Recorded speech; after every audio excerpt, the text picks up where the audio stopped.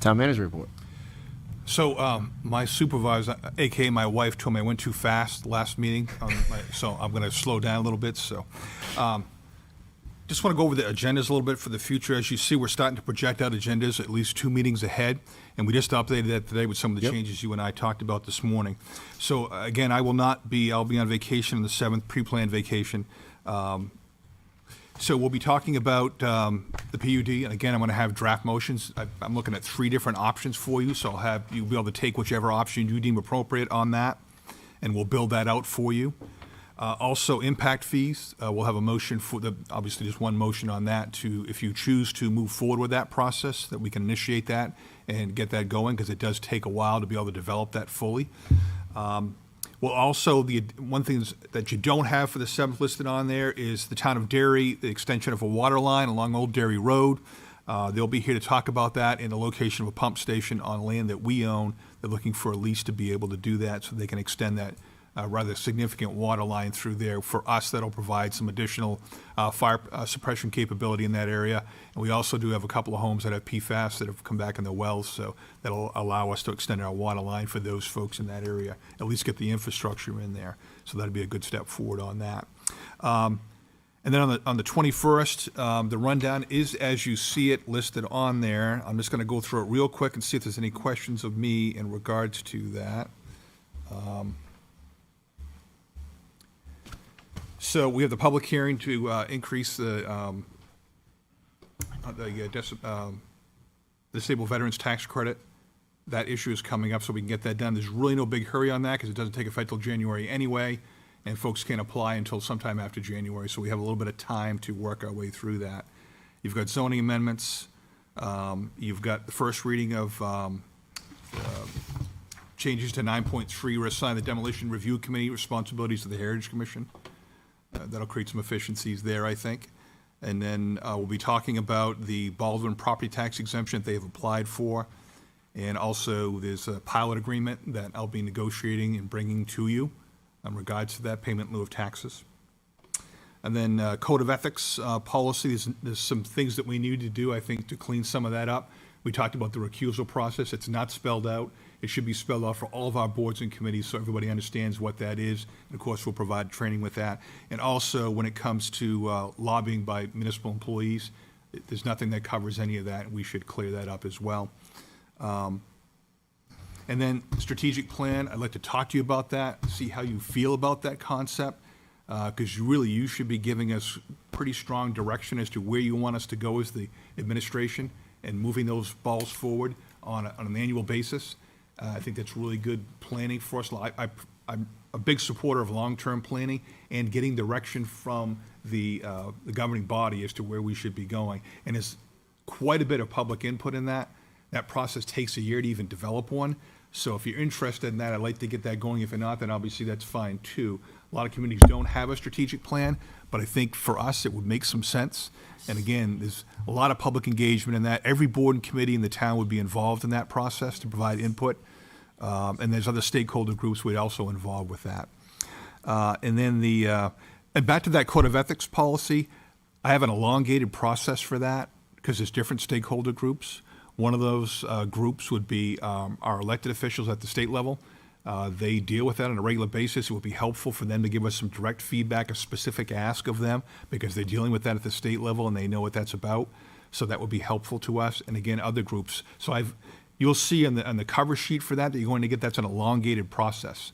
Take longer than what it would normally do, but I think there's no hurry, and I think it makes sense for us to do that. FMLA policy rescission. I'm not sure why the council adopted an FLMA policy. That's really should be the town manager to do that, and there's some changes that need to be done to be kept up to modern standards. So I'll show you the one that I'm going to be implementing. So I meet the statutory requirements, the federal requirements, and then there's no sense having a council policy. It should be rescinded, but that'll be up to you to do that. And that right now is what we have scheduled for the 21st.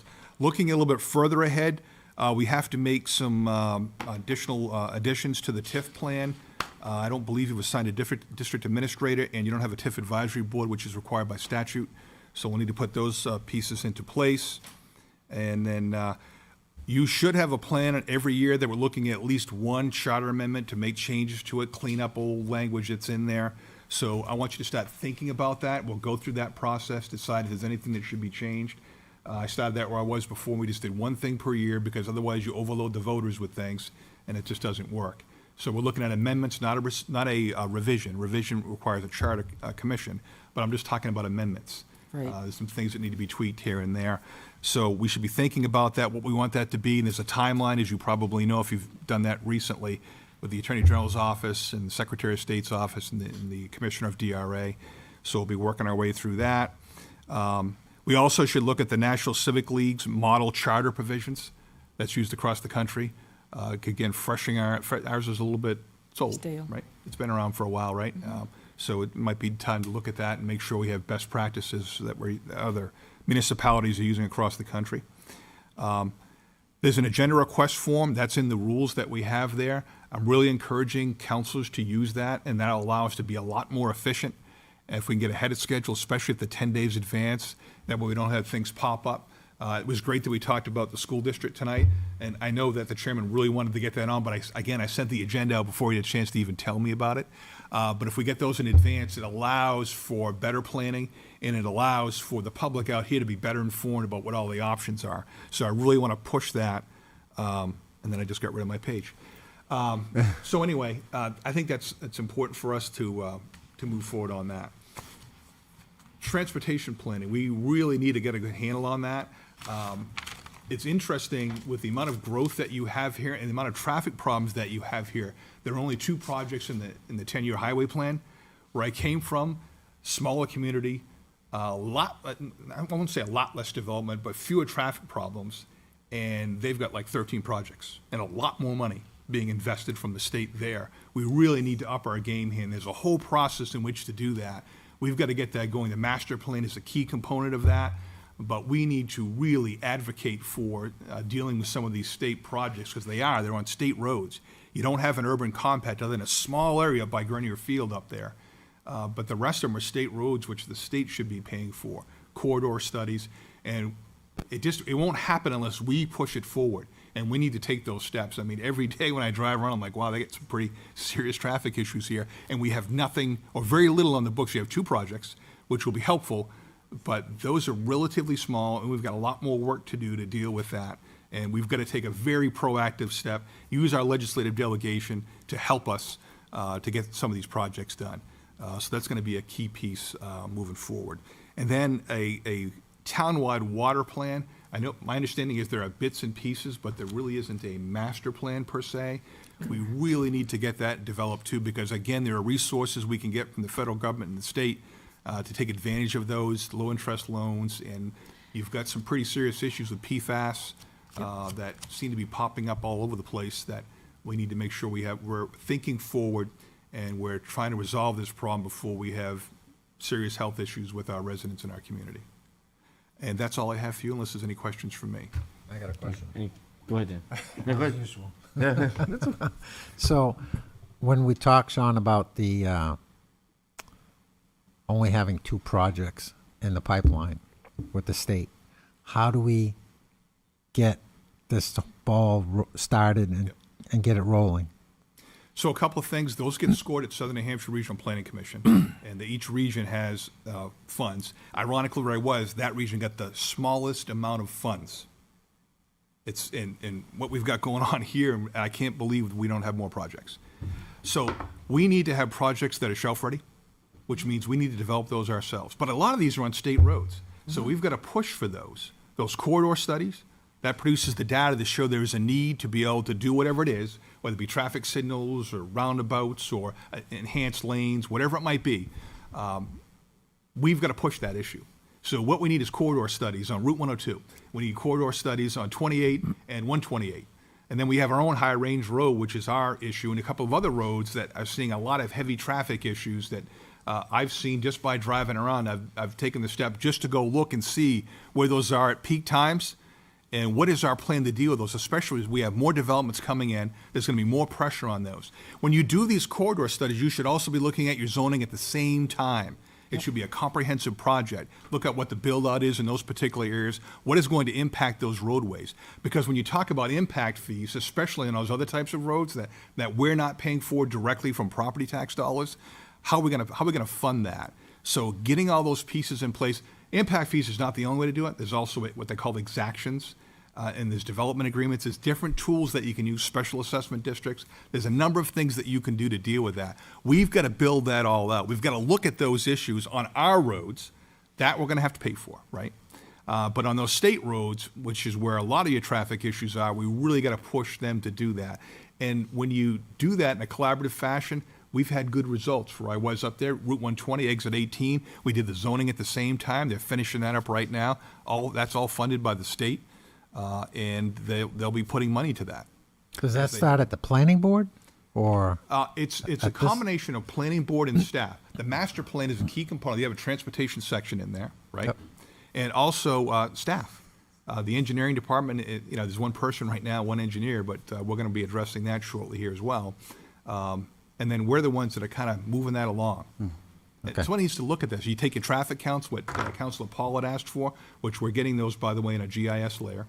And also PD's pulling up their piece on it too. That's going to be helpful information that tells some of the story. But planning department has where all these projects are going to be, where these applications are. So it's a combination of efforts. But I'm going to be pushing it from our level and moving the ball forward. We're going to need your support. And again, our legislative delegation, this is where we bring them in to help us and advocate for the needs that we have here. Our executive council is another key player. That's the person who has a lot to do with the 10-year highway plan. So John Stevens, we've got to have a stronger relationship. I'm used to being able to dial these folks on the phone and say, look, here's what we need, this is what we have, this is what's going on. Let me show you the nature of the problem that we have here. So it's going to be something that we have to push. We cannot sit here and hope, and this isn't a complaint against DOT, that they'll just solve the problem on their own. They need to hear from us, and we're in a good position to be heard from. Thank you. Mr. Chair, Yeah, absolutely, Ted. I know it's been a long time since we've had an executive counselor come and actually visit us and give a presentation and hear our concerns. Would it also be worthwhile to have the DOT come in, because it's been a long time since they've presented to us the 10-year highway plan and what their vision is for Londonderry, because I know they've had projects on the books for Londonderry and they just keep on kicking them down the road. Well, it happens to everybody, unfortunately. The 10-year highway plan ends up being a 30-year highway plan. No. Yeah. But it might be worthwhile for us to put more pressure if we actually see them in person. I agree, and I've done both. Commissioner Cash came to a council meeting up there, and the deputy commissioner as well, and our executive counselor was on the city council, which is really helpful. But we need to have something, we need to have a plan to give them. This is what we need. Yeah. Route 102, Route 28, Route 128. We need to be able to advocate to say, these are the projects that we need support in. And when those go to the Southern New Hampshire Regional Planning Commission to be scored, we've got to make sure that we have built that out enough to score the highest amount of points that we can possibly get. So we've had good success where I was before in being able to do that. And that region, again, has the least amount of money dedicated to it. There's a lot of money in this region, but it's not going to us. And we need to turn that around. Of course, go ahead.